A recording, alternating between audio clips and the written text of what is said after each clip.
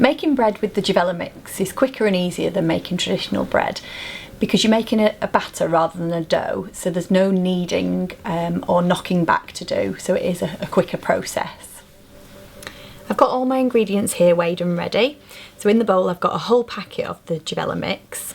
I've then got the sachet of yeast, which is the correct amount for making the bread by hand.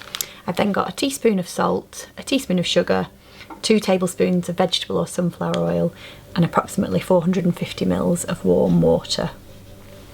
I'm going to start by adding the whole sachet of yeast and then also the salt and sugar. And I'm just going to stir all of those dry ingredients together, ensuring that the yeast is evenly distributed throughout the mix so that you're not going to get any clusters of yeast which can create air pockets in your bread. I'm now going to stir in the oil and then add the water, and I'm going to beat it together with an electric whisk until it forms a thick batter.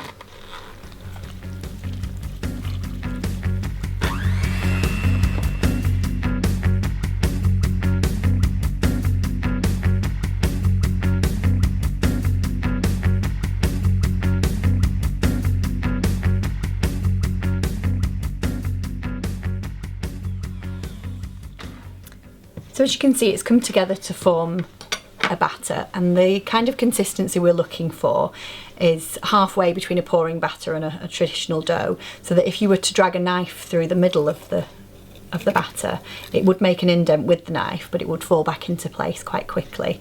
If you think that your batter is too thick, don't be afraid to add more water at this stage.